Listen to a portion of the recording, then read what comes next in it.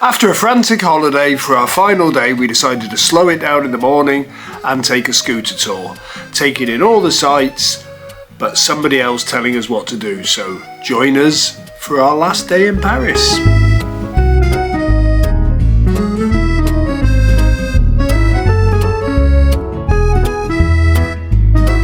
Well, this was the third day of our break and I knew that we were going to be flagging, so before we went, I went onto my good old friend Viator and booked something for the last day. And I think a scooter ride was about right. Even though we were going to go to a lot of places we'd seen on the first full day, we knew that we just needed to not be strolling aimlessly. So as always, we set off for a walk, and you never know what you're going to find on the way. For example, we found this amazing little tower in a garden just on the way to the scooter place, which was near the Notre Dame. And it's just stunning. You just keep finding things like this as you go. And that's the beauty of walking compared to using the metro. And this is what I love about Paris. You get things like this just as you walk in to go and do something else. Absolutely stunning. The Tour de Saint-Jacques. Sunday morning, we're having a traditional French breakfast, which is basically coffee and croissant. Then we're off on a scooter ride. And I think we're walking past the Notre Dame today, so we'll have a look at that.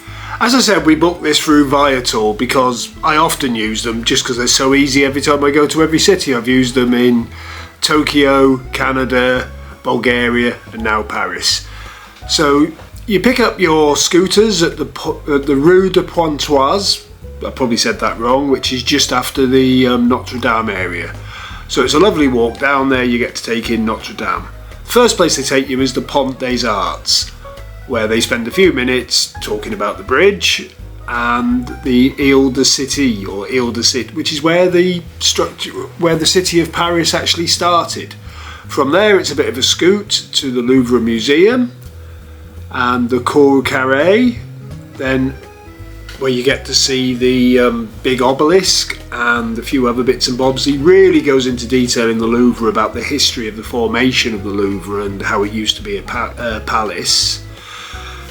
And then for me, one of the most fun things was scooting up the Champs-Élysées like you're on the Tour de France, where you then stop at the Arc de Triomphe. And again, we'd done that the day before, but we learnt so much more from Idryss, our guide. We passed through the Jardin des Tuileries and onto the Eiffel Tower. Now the thing is, we were there just after the Olympics were on, so there was a lot of bits that were not so easy to get to, and Idryss was just full of information. Here, so they built it in 1889.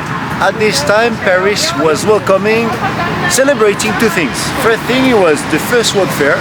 So the World Fair was the equivalent of it was as important as the Olympic Games right now. It was the competition for architecture. And also they were celebrating the century of the French Revolution, when they killed the king. And so they said, why not to try to build the highest building in the world? And they decided to build this tower here. They built it in 2 years, 2 months and 5 days with 200 men.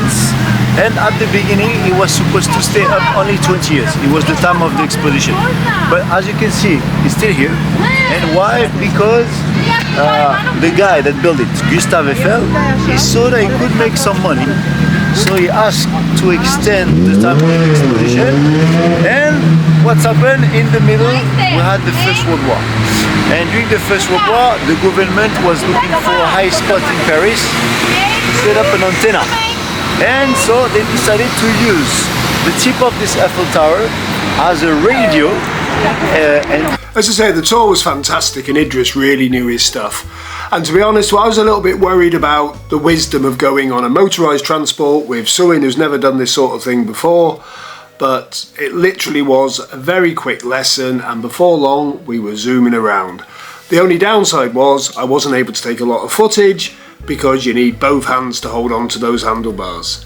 But we got Idryss to take a quick shot of us.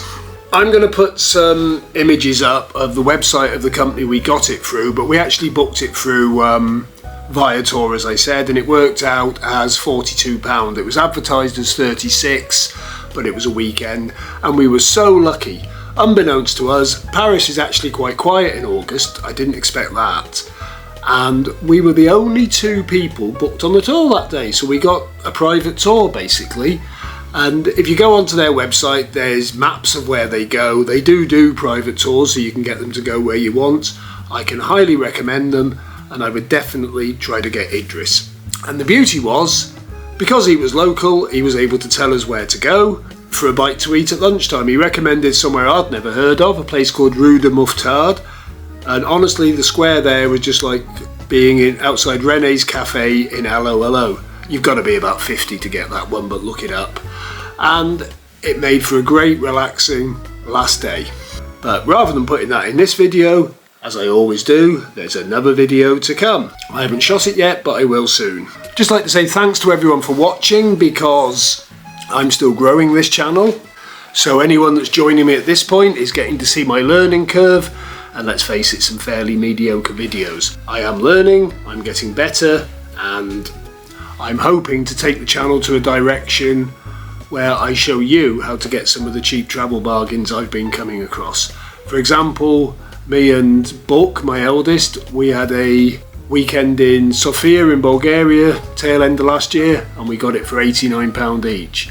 I'm currently looking at hitting the go button for Malaysia, maybe next year, and I can't believe how much you can get 2 weeks 4-star for there. We're also looking at possibly, believe it or not, October half term, Krakow, for 3 people for £103 each. And the second week of October, me, Suin and my sister are going to Bilbao for 3 nights. Would you believe that worked out as £117 each? There really is some bargains out there, and I'm going to help you find them. Why not put in the comments places you'd like me to try and look into? Or you could always subscribe and see what I've got coming up. So once again, thanks. We'll see you soon.